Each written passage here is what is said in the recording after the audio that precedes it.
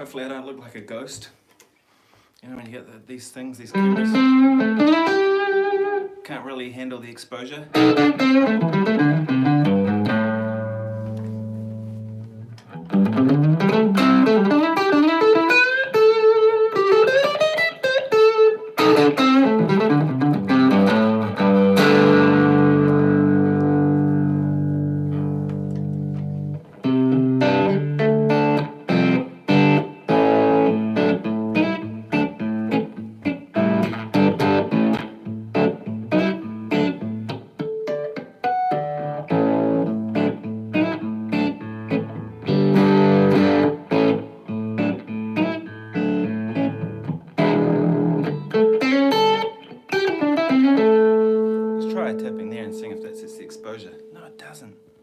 So dumb. Let me know if you guys can see this okay. Is everything looking alright? Am I looking like a ghost because it's overexposed?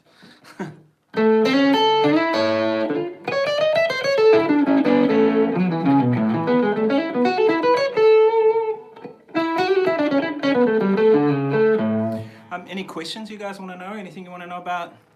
Oh, thanks, dude. Oh, good. Thank you. Anything you guys want to know? Any questions?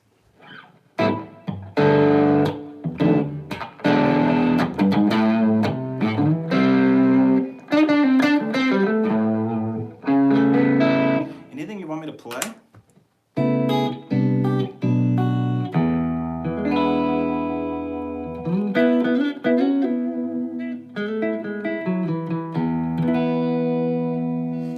Done the YouTube live thing so much, it's mostly been Facebook, but if people are into it, I'm into it.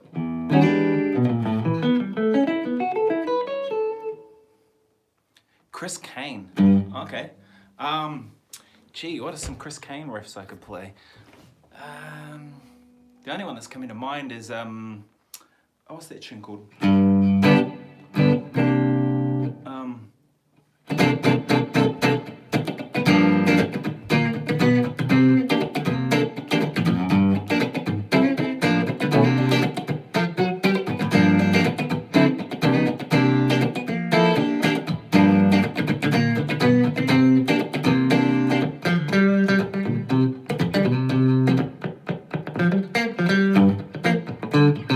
Trying to think how it goes without singing it. But yeah, that's the helping hand changes. Anyway, it's just G minor C7, so really like a jazz tune. How do you make the use of pentatonics interesting? Yeah, okay, it's a good topic. So pentatonics, there's loads you can do with pentatonics, and I really like pentatonics. Mostly because most of us guitar players, it's usually the first thing that we learn, isn't it? Just going to turn that down a little bit, eh? Does that look better? Looks less overexposed, I suppose. I really like pentatonics. I think pentatonics are a pretty cool way of kind of playing guitar because we all know them. We know.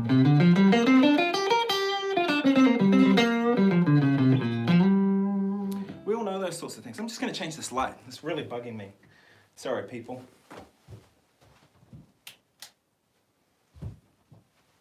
Let's bring that back a little bit. Try and soften it.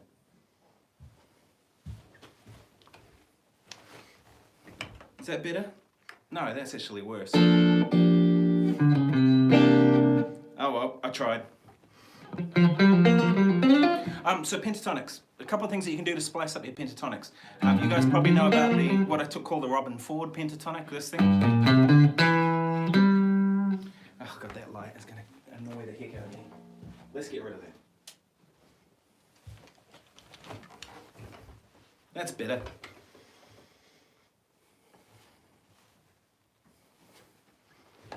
Okay, let's go with that. I can handle that.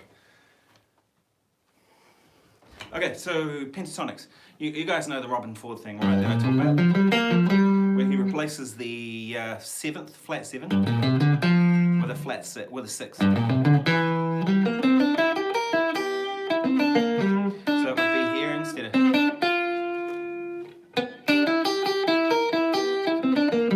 The cool thing about that is you still get that sharp 9 kind of thing. But you also get the 6th in it, so it's really implying like a G13 chord.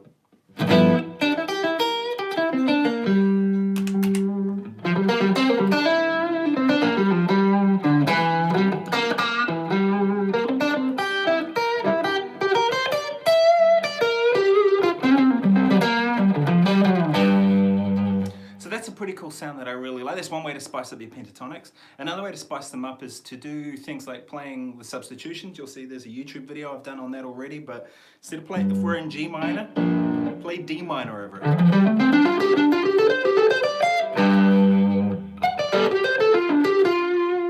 Sam McKenzie, fastest lick ever. I didn't know that that's going to have to come from you, man. I don't know any fast licks. That's probably as fast as I can probably play. There's two ways of playing fast too. You can do the whole legato thing.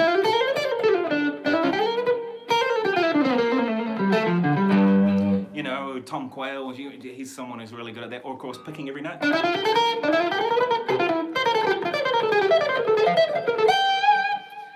I'm not a chopsy player. I'm thunderstruck. All right.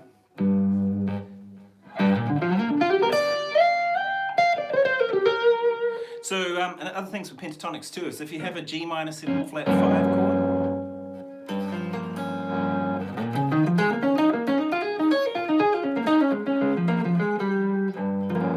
Miss you too, Sam. Hey, we got to play, man. We got to play. As soon as this whole thing's over, we'll do some more Duo stuff, eh? Little Wayne, the master of guitar, eh?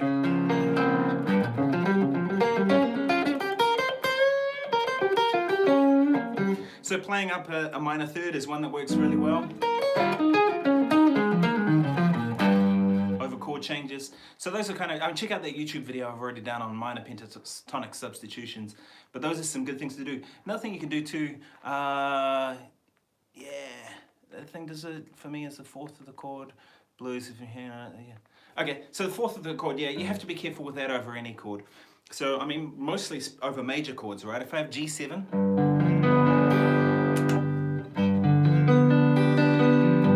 favorite reverb and delay pedal. Favorite reverb is the, what's it called? The Hall of Fame by TC Electronic. It's not the one I keep on my board because I use the Flint because it has reverb and tremolo on one pedal. But the Hall of Fame is my favorite. It's the most natural sounding reverb and it just works. My favorite delay pedal at the moment, the Echoes by Keeley. That thing is just freaking awesome. Such a powerful tool. So the Echoes or other delay pedals I really like is the old Line 6 DL4. The green box, the big one that's like massive. Those are really great. Heaps. So many good ones. But Deluxe Memory Man sound amazing. Yeah. Where was I going?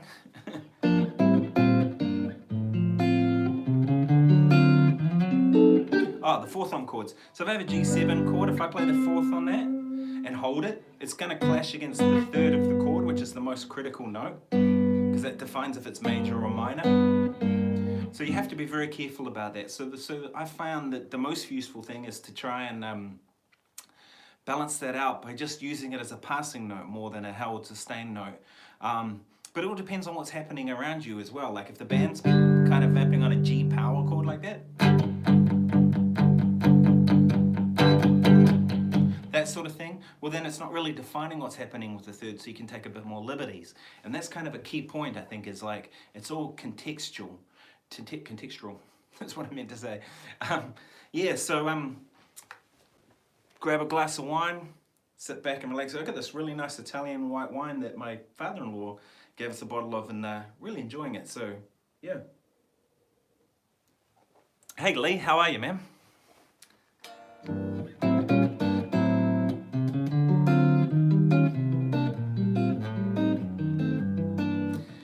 I remember Lee and I did one of these Facebook Live things, YouTube Live things some time ago, and it was loads of fun to do. Lee's one of my favorite guitar players in this town and one of my favorite people. So it was great to just get together and just play music together and just hang out and talk shit like we usually do.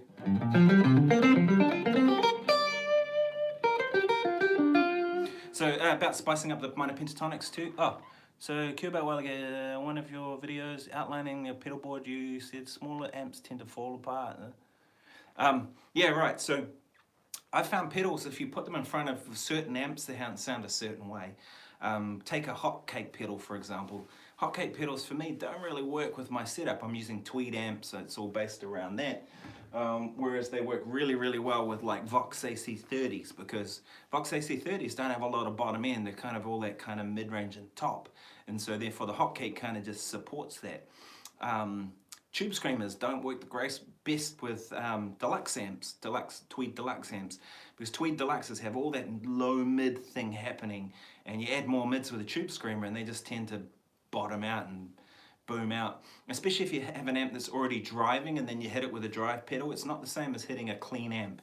So things to consider. Whereas a tube screamer into a blackface amp, like a blackface deluxe or super or basement or any one of those, is just a magic combination, because they have a scooped mid-range, and so as soon as you put that mid-range back with a tube screamer, you get some magic out of that. BB preamp I really love with the Tweed amps. I think that's a magic combination, that and the deluxe. In fact, I've been using the deluxe mostly at the moment because my my basement's kind of played up and died, so which is a bit of a pain in the butt. Not sure why it's died. It's just kind of packed a wobbly. It's just last gig I did it, halfway through the gig, it was just decided to pack up, and it was there was smoke coming out of the back of one of the resistor things by the tubes. It was like, Personally found that 212 amps of the same wattage will naturally have more bottom end, or even the Great DeVille.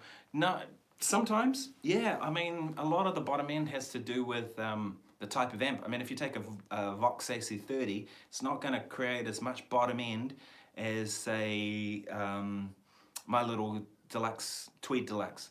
And the reason is that deluxe has that mid-range thing, the low mid, that's just kind of right where the speaker is fat. Whereas a Vox AC30 doesn't have that same kind of bottom end. It's different types of tubes. It's not producing the same kinds of frequencies. So sometimes more speakers make more bottom end, but not always. I mean, if you look at Fender Bassman, my Bassman doesn't have as much bottom end as my deluxe. And the Bassman's got 4 10-inch speakers, whereas the deluxe has 112, and yet the 112 is much bigger sounding than the 4 10s. But the Bassman is a terrifying thing when you get that thing cranked, whereas the deluxe will fall apart a lot more once you crank it. So just different things.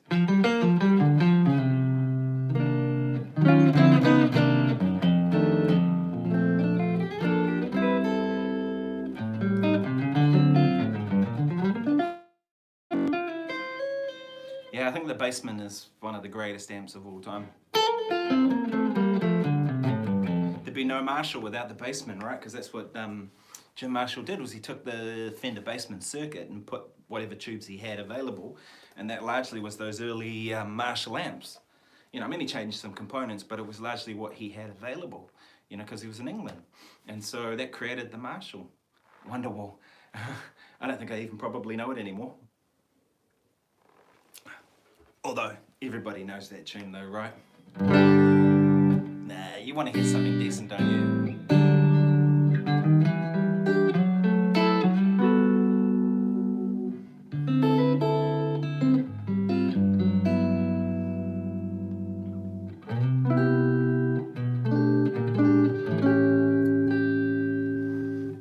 Looking to play more melodic jazz solos. How do you go about playing more melodically? Good question. So how do you play more melodically? Well, one of the best things I think, and this is something I have to remind myself about all the time, both Fender and Gibson. One thing I have to remind myself all the time to do to play more melodically is to just sing. Sing what you're playing. It's not really about singing well, just sing.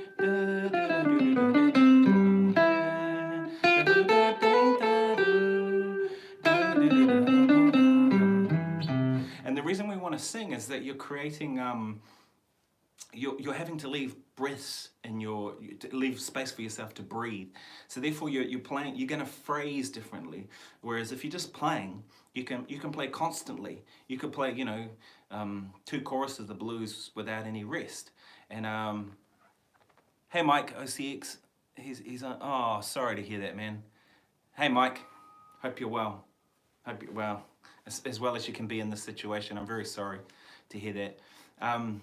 Yeah, so I lost my train of thought after that. I'm very sorry to hear that. That's not a nice situation. What was I talking about?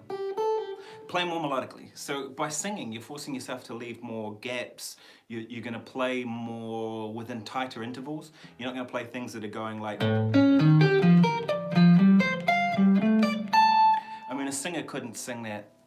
None of them could. It's just not feasible to do those kinds of jumps. Whereas a singer is going to, you know, those sorts of intervals. I mean, there's a second, a tone, and then a fourth. Those are the sort of ranges of what a singer is going to kind of go between notes.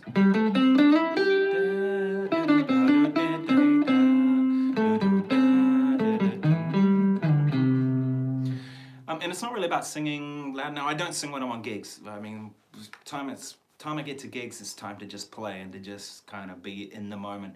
And as it's happening then and there, I don't really want to think about anything when I'm playing a gig. I just want to play and react to what's going on around me and all of that kind of stuff. When I practice with singing like this quite a bit and trying to be as melodic as possible. So I find that, yes, singing is probably the best thing you can do. Sing along to your playing.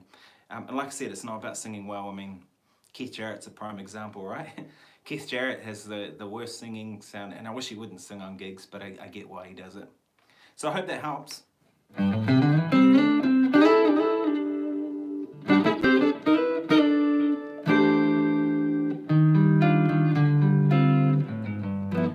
Oh, no, I hate West Montgomery. No, in truth, I love Wes, as you know, Lee. Wes is one of my favourite musicians, one of the greatest guitar players of all time. I think he was such a badass and kind of changed guitar. No, it changed guitar for me, at least anyway. First time I heard Wes, it was kind of like, it was a revelation in a lot of ways. And the first album I ever heard was Live at Berkeley. I think the second one was Boss Guitar or Incredible Jazz Guitar, one of those. But my favourite Wes Montgomery album is an album called Willow Weep for me. And I like that album because for a bunch of reasons. It's kind of, to me, it was like, it's really a compilation album in a lot of ways, but it's like, it just flows nicely. Boss Guitar was your first... Oh, Kirsten, play something. Okay.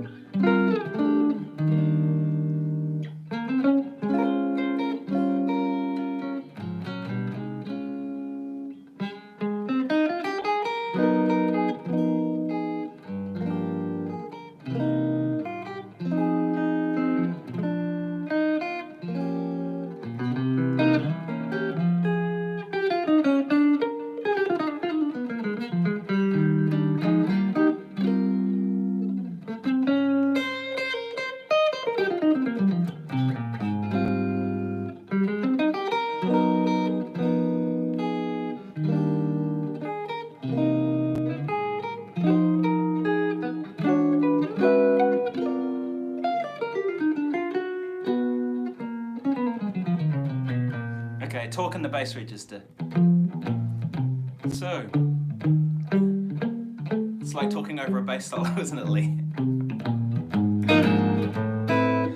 No, I wouldn't do that to bass players. Well, actually, I've done it to a few of them, and they probably deserved it, didn't they?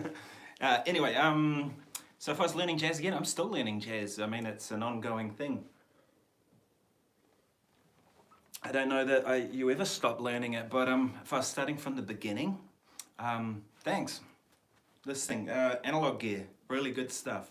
If I was starting again from the beginning, I'd recommend just starting with forgetting about books and all that kind of stuff. I suggest going and having some lessons with the guy in your local town, whoever's the badass guitar player, and go and have some like one-to-one proper lessons. And get some technical stuff under your belt, you know, so that you got some proper guidance. Whoever the badass guy is who can really play jazz, that's the guy you want to go to for a couple. Skype lessons really help if you want to get information, although you can't play together. And playing together is kind of is the best way to learn. then I'd suggest that you just sit down and learn as many tunes as you can. Because if you don't know tunes, you don't know jazz, right? If you're a rock and roll guitar player and you don't know 50 rock and roll classics, then you're not really a rock and roll guitar player, and everyone will be able to tell. So,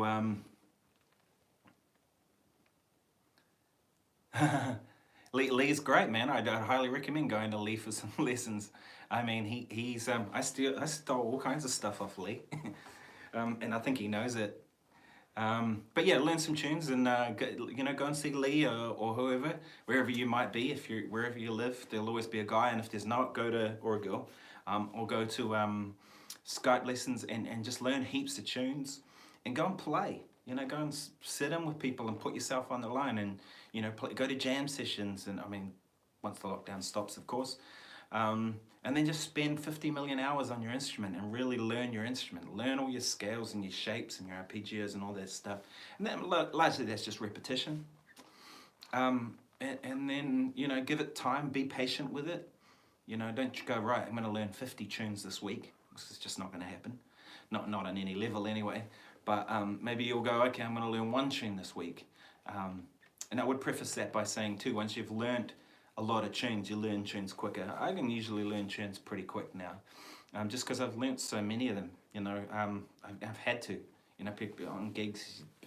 I remember when I was about 16 or 17, getting a gig, and it was a Thursday night, and they rang me about doing a gig on the Saturday, and they said, okay, here's the 40 tunes to learn, and they were all like the latest pop songs or whatever. I didn't know any of them.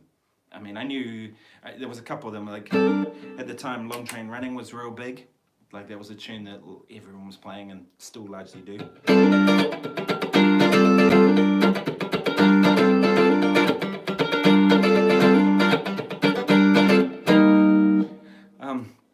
And that chord too, by the way, is... Nobody ever plays that minor 6. It's definitely in the recording. Go and listen to it. And then...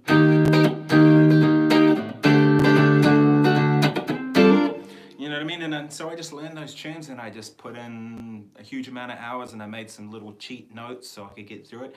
And I went in and I did that gig, and I didn't get everything right, but I got a lot of stuff right. And the funny thing is, I finished that gig, and they said, hey, the guitar player who was supposed to do this can't do next week.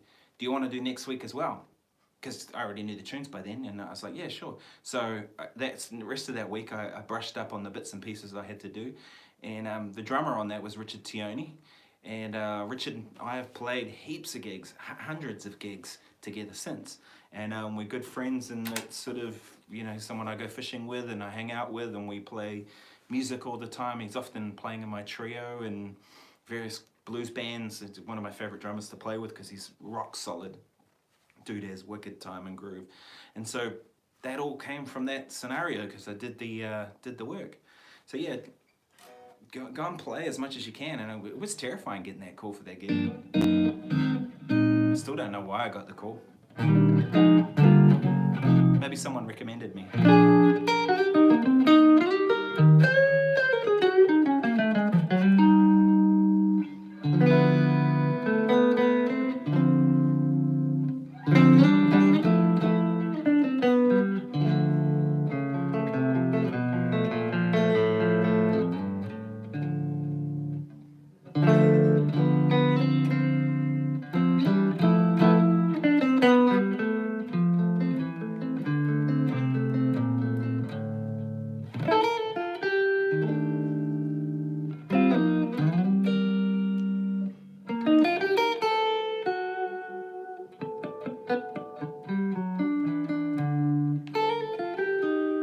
How do I keep motivated? Good question.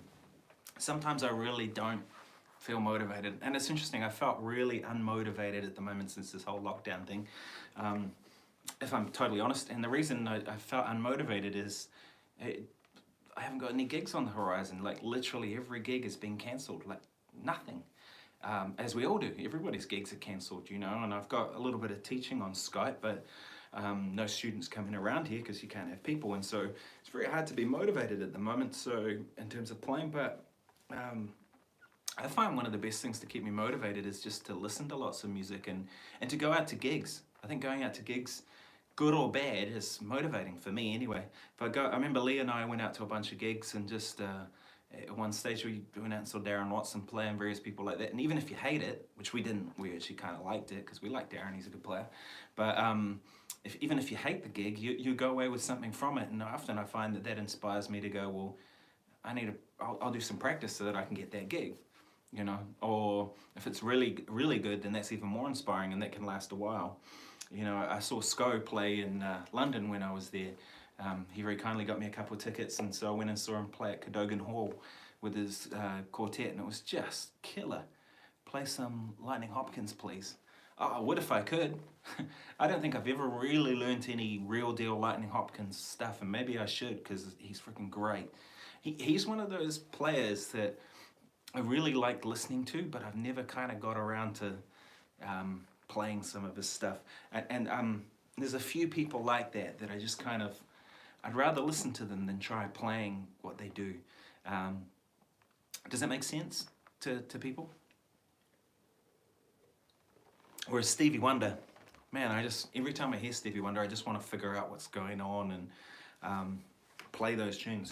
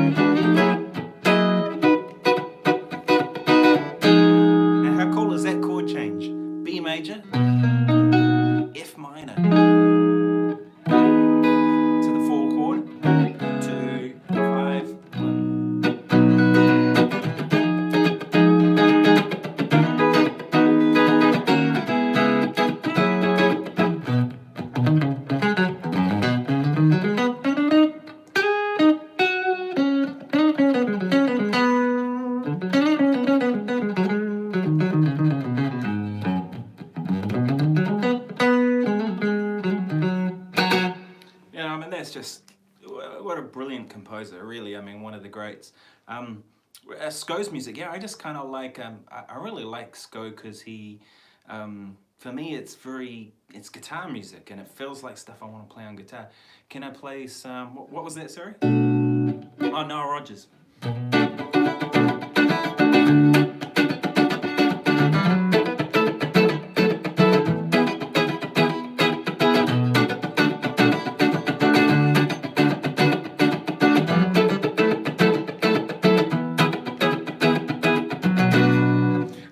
On a Strat for some reason. The whole tele neck pickup doesn't really suit the Noel Rodgers thing so much, but yeah. By the way, I changed this pickup. This is not the original pickup on this guitar. This is a Damasio Area, which is a silent single coil, and it still sounds like a single coil. It's one of those stacked ones. This is my overdrive channel. I'm using the Fractal, by the way. This is the Fractal AX8 into the into a little Laney speaker, the IRT. So there's a whole lot of gain. That's the bridge pickup, and here's the neck.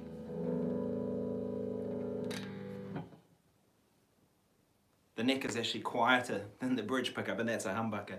What was that, Joe? Oh crap, I missed that. How do I see the comments? Sorry, Joe, I missed that. How do I keep the comments up? Sorry, I'm a bit useless with this. Does that look better? Relatives say context with more liberty. Oh, thanks, man. How do I get rid of all that? I see your comments, but they only pop up for a second. I haven't really done this so much.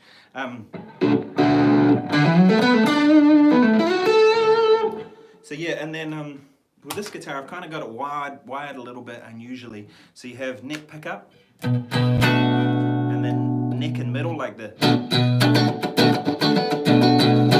And then that one there is not the middle pickup. It's actually the two outside pickups in the humbucker is split. Just that tally sound, and then that one there is those two pickups. And then the bridge. And I actually don't like this bridge pickup all that much. I'm going to swap that out at some point. It doesn't really sound like a humbucker, and it doesn't really sound... it doesn't work for me. I'd rather have a single coil in there, I think, on this guitar. Even though I don't really like single coil bridge pickups, but I like that kind of between pickup thing. But yeah, it seems to work. It's a bit of a battle horse, this guitar. It's just... it's been with me through thick and thin, and yeah, it was interesting because this was one of the guitars that I got as part of an endorsement with Ibanez, and they... it wasn't even one that I so much picked. It was more just like I said, oh, I quite like those Talmans, and then this one arrived for me, which was very cool. So I didn't really choose the pickup configuration, and they actually made a model that had a middle pickup, and I kind of wished I'd gotten that one, but I ended up with this one, but it was all good. So we just put a middle pickup, and that's an Ibanez pickup out of my old Road Chord guitar, which is a cheap guitar, but I never use the middle pickup on its own anyway. I don't really like that sound. So the middle pickup is really only working whenever I go into those out of phase settings.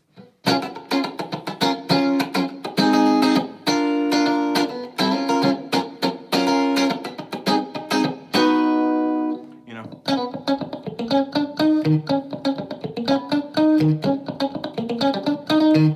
Those sorts of sounds, those are things that I'll use it for.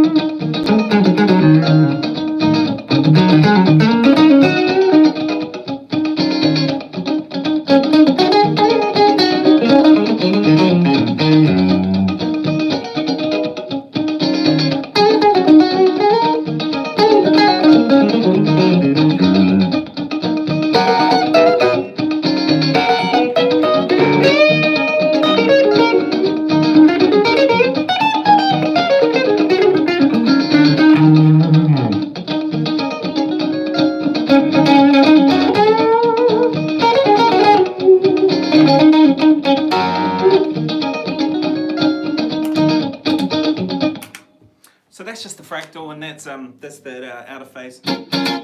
So neck pickup in the middle. Thanks, man. I'm glad you like the sound. It's a pretty basic kind of guitar, but there's some improvements on tallies. I actually have a Telecaster over there. It's a Highway one of the thin finish USA made ones. But I like this better. I like this little thing here. You know, it's a little more comfortable when you want to get to the high frets. The tummy tuck, because you know, you've got a tummy to think about. And the armrest, where the tally digs into you there. Locking tuners. I don't know why they don't just put those on all guitars, because this just stays in tune. I mean, I very rarely have to tune this. I tune it between every tune when I'm on a gig anyway, but it just stays in tune. You know, because I guess nothing can move because it's locked, right? And the neck is just really, really nice. Just works.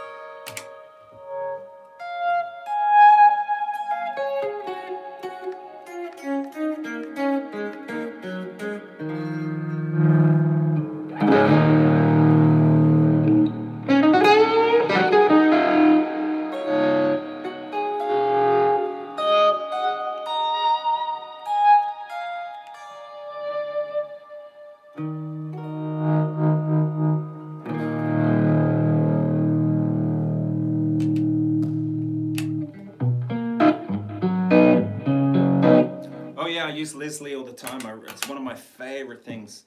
So on this here, this fractal, I have two kind of Leslie sounds set up. So there's one is the old Univibe sound. You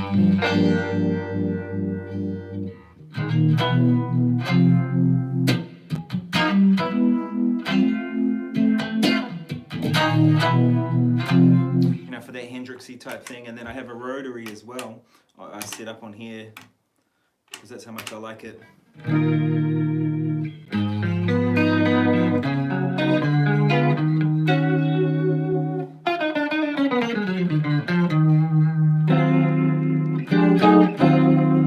then of course I have the other speed on that.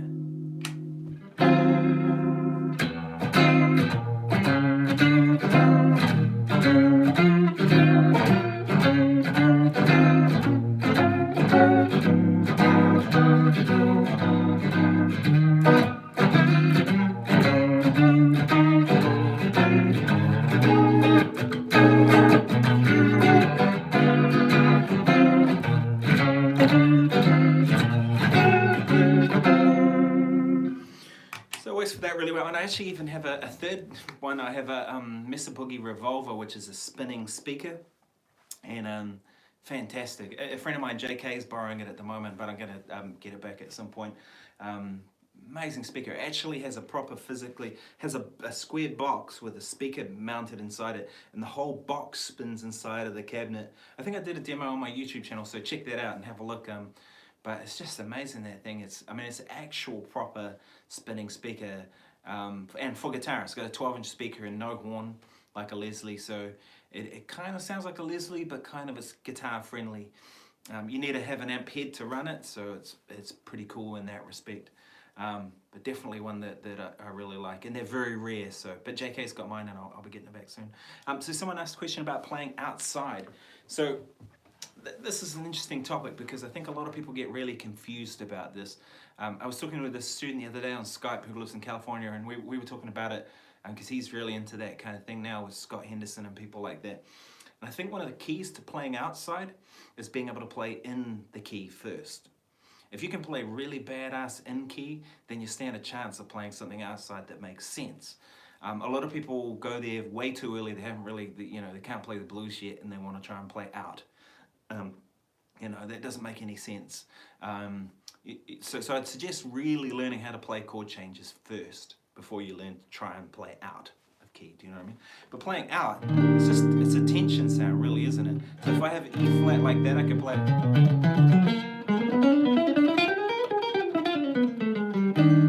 So there I played B flat half whole diminished over the E flat chord.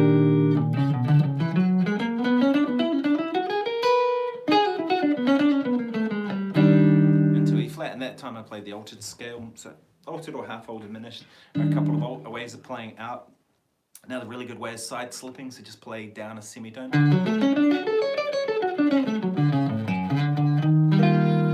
So I'll set up a loop and I'll show you, that'll make it easier. Where are we? Loop. Screwed it up, let's do that again.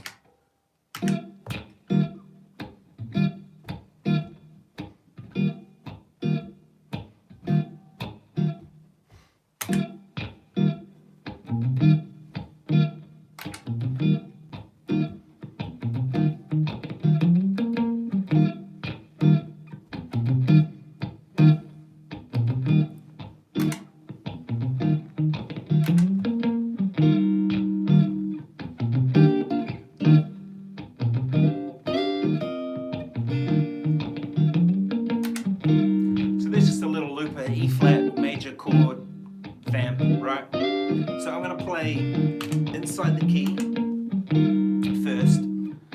So this is N.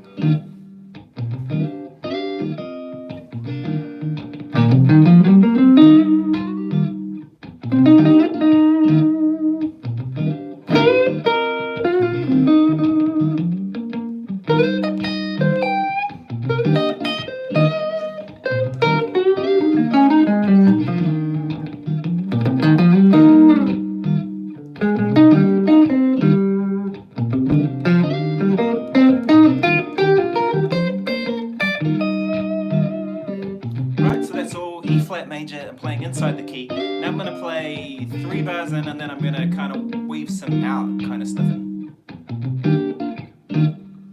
Here we go.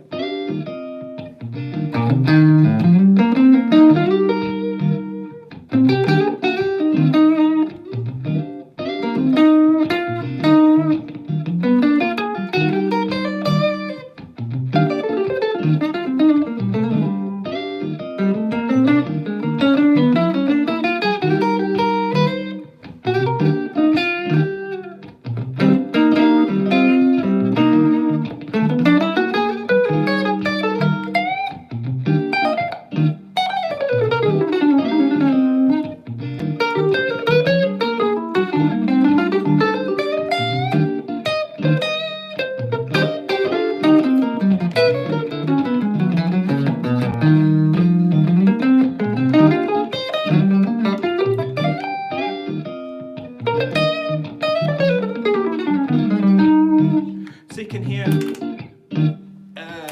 do I do with that? Oh, that's the right one. So you can hear out of that, I was kind of weaving my way in and out of it. Sometimes it's stylistically appropriate too. To me, that doesn't feel stylistically appropriate over that kind of thing. But that's kind of the essence of playing in and out of key.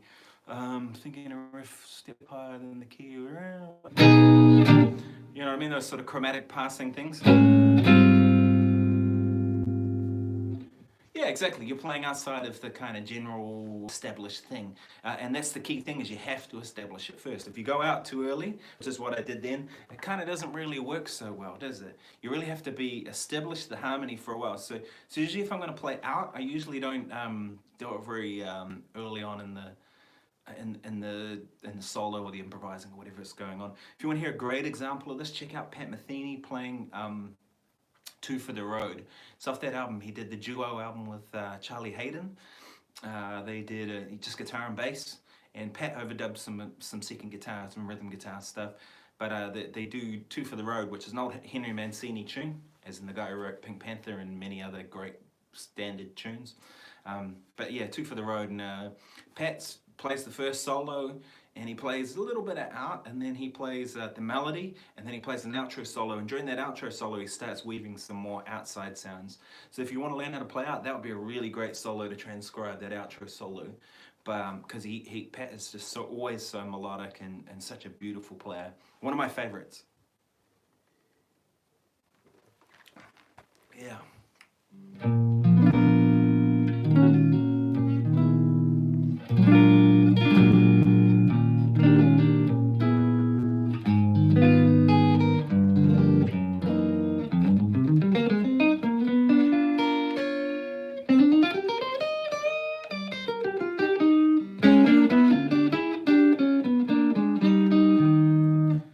So yeah, and the key to playing out, I think, again, comes back to being able to play in. I've seen a lot of people who play very free over things, you know, and the reason they're playing free is because they can't really play chord changes, and it's just bullshitting it. And you know, you might be able to bullshit some people who don't know any different, but you're not going to fool anybody who really knows the music or what should be going on. So do yourself a favor and learn how to play chord changes first. And there's lots of ways to learn to play chord changes, you know, things like, you know, running arpeggios and learning digital patterns and all that kind of stuff. And maybe I could do a lesson on that in the future if people want to hear it.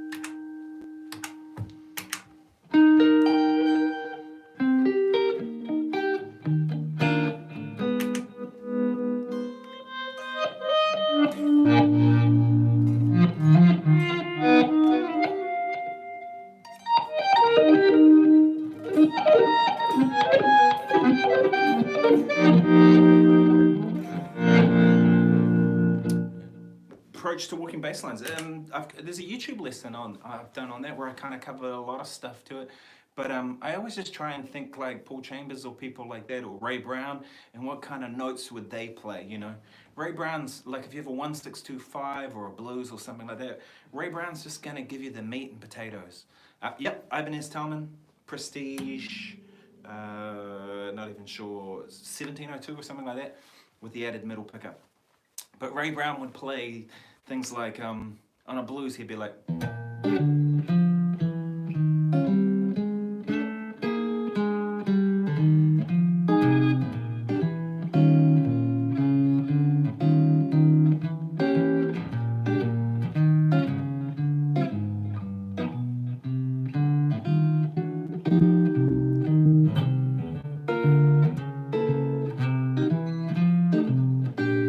lots of root notes, lots of really nice connecting notes. So I try and think like those guys played, you know, very simple and just kind of in the right kind of ballpark of what should be there. No kind of flash, just the right notes.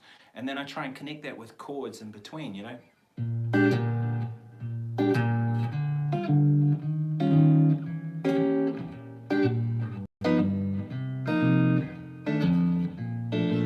So that's just putting the chord on the end of one and all that sort of stuff. I mean, if you want to hear someone who's really great at that, check out Martin Taylor. One of my favorite guitar players, and definitely somebody who's a badass solo guitar player. He plays really great walking bass line stuff while playing. Another great player is Tuck Andrus, Tuck and Paddy.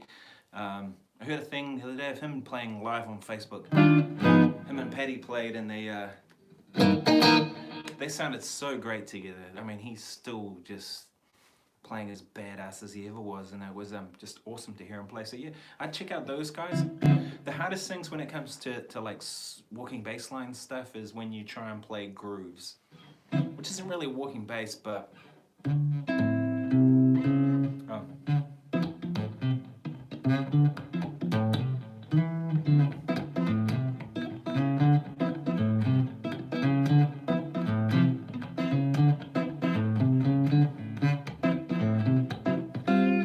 so that sort of stuff is more where it gets kind of harder with it. Of course, Latin stuff is perfect for it. Bossa Novas.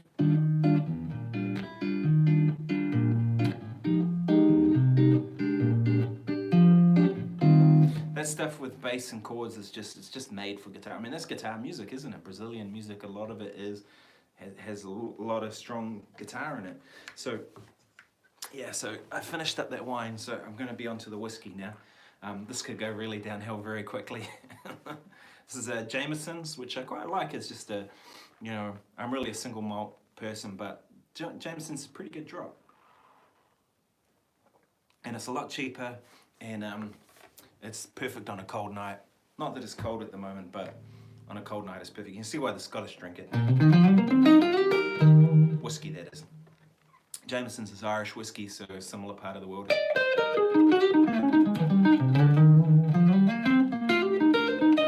Yeah, these are great guitars, so I hope you do check out one. And you know, there is the cheaper model. This is the Prestige, and the other one's the Premium. I don't think there's a huge amount in them. I think this is probably 10% better, but you pay about 50% more. But that's kind of the way it goes with gear. I mean, if you play vintage guitars, you know, they might be 5% better, but you play 200% more. But we're dealing in small percentages here anyway, so that small percentage is totally worth it, I think.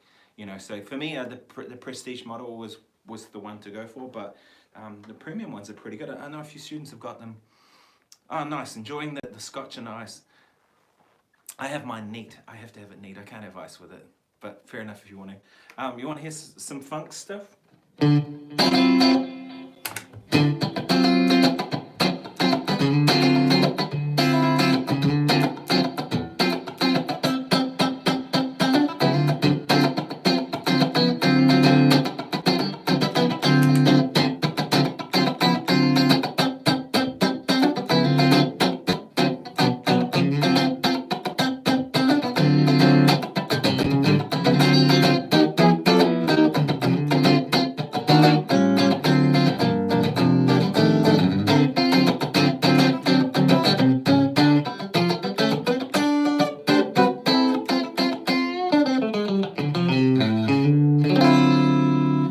coolest chord. So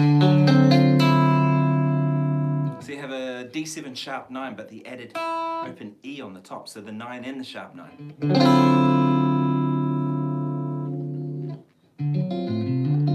Yeah, I've had that video as well. I think I have it on video cassette or something. Yeah, it's pretty advanced and it's awesome. It's probably on YouTube by now, but he's great. Yeah, the premiums are really good. I've had Stephen Beachley, who was a student of mine at the university. He had one of those in white, and it was really good. It was a great guitar. I think he still has it now. Someone else told me the other day they got one of those premiums and really enjoyed it. So, I mean, with any guitar, you need to get it set up to how you want it anyway, you know, the action set and all that stuff. But once you do that with anything, any guitar, those are pretty good value, really. And in New Zealand, I think they're about $1,000, maybe $1,200, if they still make them. I know that they were talking about making other models and different things, and they've made some signature artist models that are based on these. So maybe one day they'll give me a signature artist model like this. Although I'd have a mini humbucker in the neck, and I'd have a single coil in here, and I'd have an F hole, and I'd have it hollow, and I'd make it a bit deeper. You listening, Ibanez? Right, I'd have it a little deeper, hollow, except for maybe a little bit of a center block, mini humbucker, single coil there, and pretty much everything exactly the same. And that'd be it. That'd be the one guitar I could use on every gig. And the hollowness would mean it's better for practicing and give it a little bit more of that kind of woody tone, if you will. Isn't this really dumb, that the things that guitar players say? Things like woody. I just thought about that, a woody tone. What the heck is woody tone anyway? How can a tone be woody? Or a tone is fat? You know? How can a tone be fat? We all know what it means, don't we, when someone says that? But, you know, we use some really bizarre kind of terminologies. Anyway, cheers, people. This glass here, too, by the way, is one I picked up when I was in England.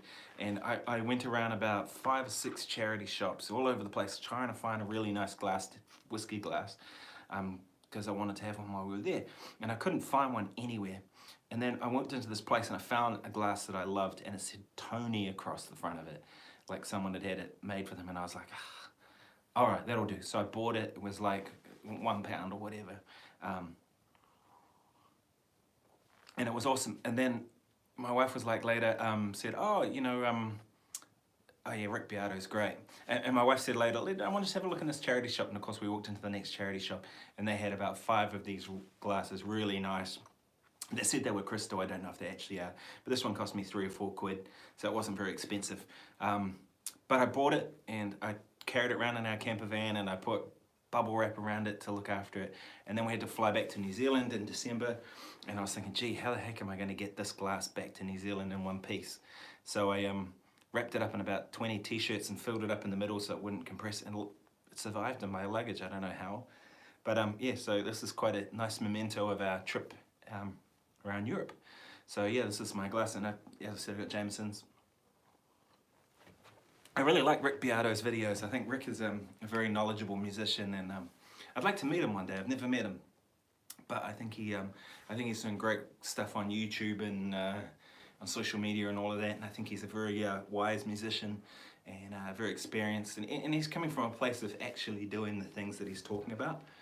And a lot of people, you know, experts. You see it all the time on Facebook and whatever. You know, these people are experts without actually having done anything. Or these Instagram guitarists, right? You know, if you know they have 50,000, 100,000 followers or whatever on Instagram, and they haven't done a gig yet, they haven't played outside of their bedroom, and it's like, what's the point? Whereas I think Rick Beato is quite the opposite. I think he's someone who's actually had a career and still does, and really knows what he's talking about. So it's coming from a real place.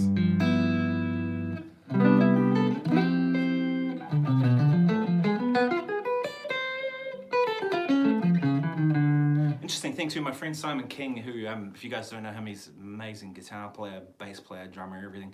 Anyway, Simon told me that he, Rick Beato, gave him a shout out on his channel, and Simon got like 3,000 friend requests on Facebook or Instagram, whichever one it was, that like the next day, like it all just swamped.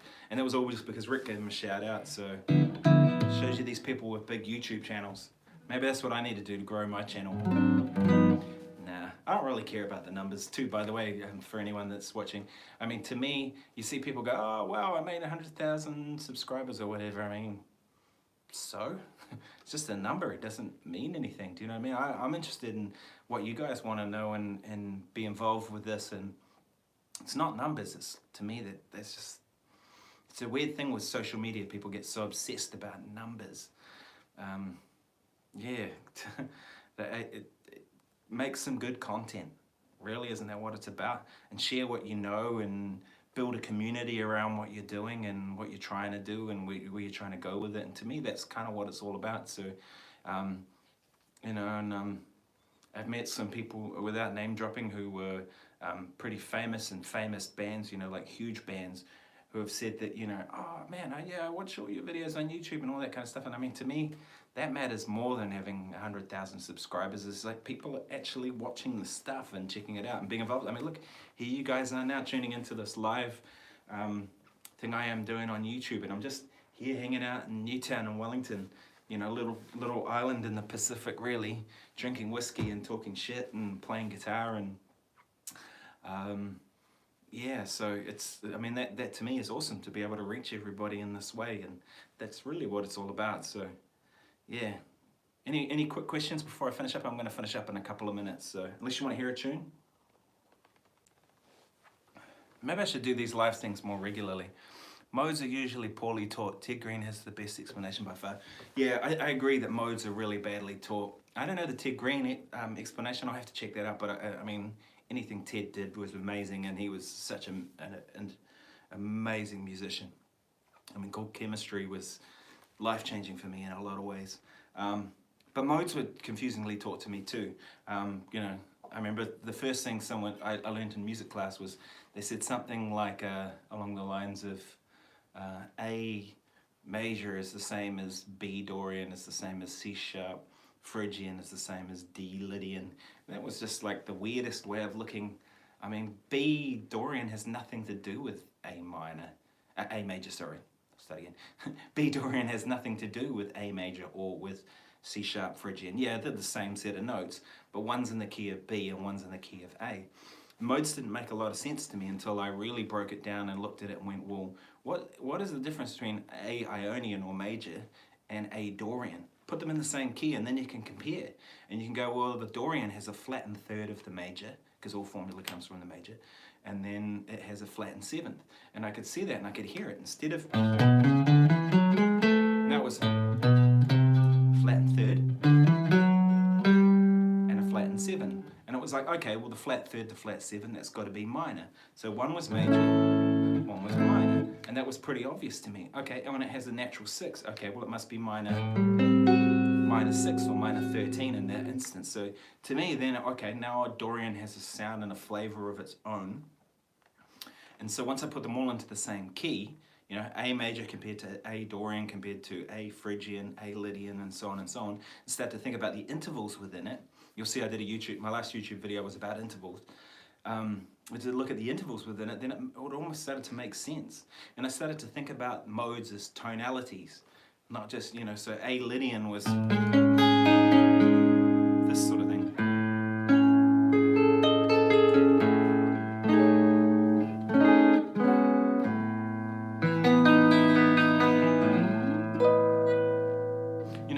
Sort of Lydian was more about that kind of sound and those colors, then it made a lot of sense to me, instead of like what was discussed before, you know, A major is the same as B Dorian, is the same as C sharp Phrygian. No, it's not. Same set of notes, but they couldn't be any more unrelated. One's in the key of A, one's in the key of B, one's in the key of C sharp. So anyway, that helped me a lot with modes, and it took a couple of people, a couple of different goes of explaining that to me. One was my guitar teacher, Caleb Pritchard, and he was the one who kind of made sense of it the most in terms of how modes really work. And then I went about just learning them and trying to treat them as all as separate. There's some advantages into thinking B Dorian is the same as A major, you know, because I might think of this as a B Dorian chord. So there is that advantage, or this as a B Dorian chord and all that kind of stuff. There is advantages to that look, but that's not the way to start. So maybe I should check out that Ted Green thing. I think that could be quite useful Yeah, bossa nova.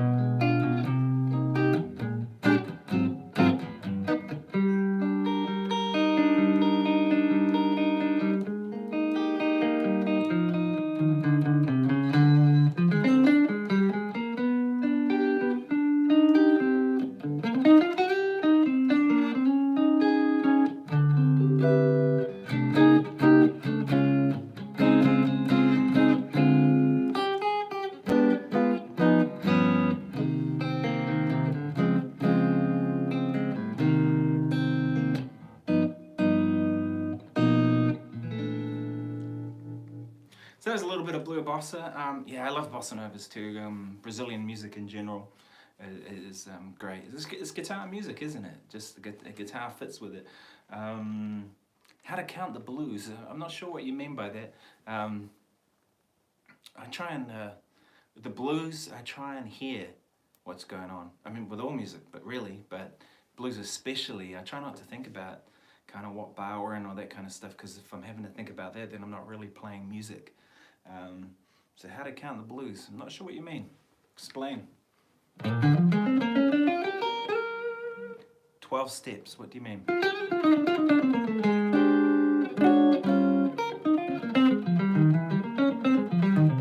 I think what you mean is, do you mean like how to think about it functionally? You know, in terms of the chord changes, like 1 chord, 4 chord, 5 chord, that kind of stuff, 2, 5, 1, and all the permutations of that.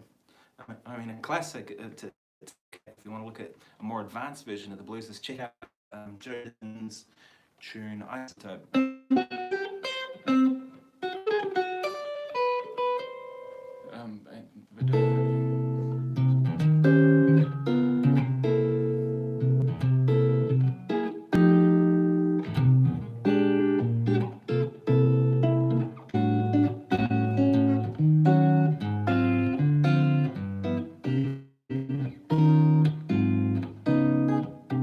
Those are cool chord changes.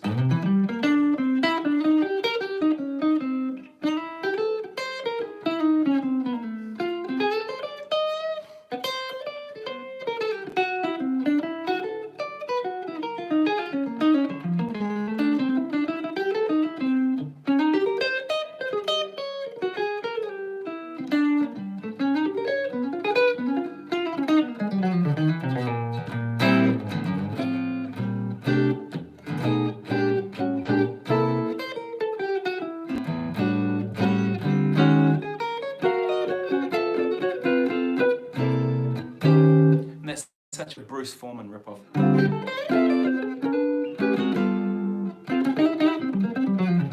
I don't even know if Bruce plays that exact thing, but it sounds like something he would. If you guys don't know Bruce Foreman, you should check him out. He's one of the baddest guitar players on the planet. In fact, I think he's doing a Facebook Live thing, this Grumps TV. He emailed me about it today, and I really like the idea that, you know, live from Bruce is living room, because he's one of the funniest guys as well. Not only is he a badass guitar player, he's a funny guy as well. And any quick questions before I finish up? I've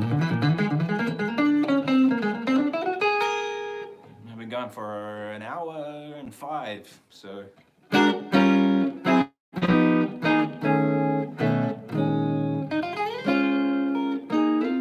So there must be 1, 2, 4, 1, 2, 3, 4 in each measure, between 1, 2, 4.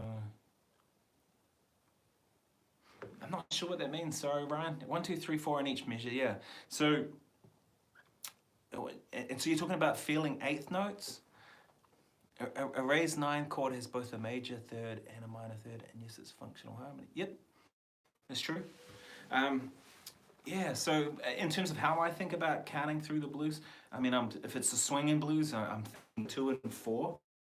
1, 2, 3, 4. 1, 2, 3, 4.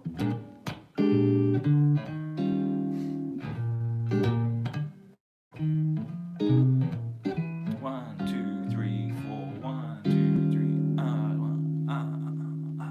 Like the ride cymbal. I'm thinking that 2 and 4 are pretty strong. And like I said, I'm trying to hear where the harmony's moving and all that kind of stuff. And you can either play something or you can say something. You know, so to me, it's like trying to say something with the blues is kind of really in. I really like doing these live things. To me, it's just, you know, put it out there and it is what it is. So maybe Kiwis, but I'm not so sure it's good for Americans or people in the. I'll see you next time. Cheers.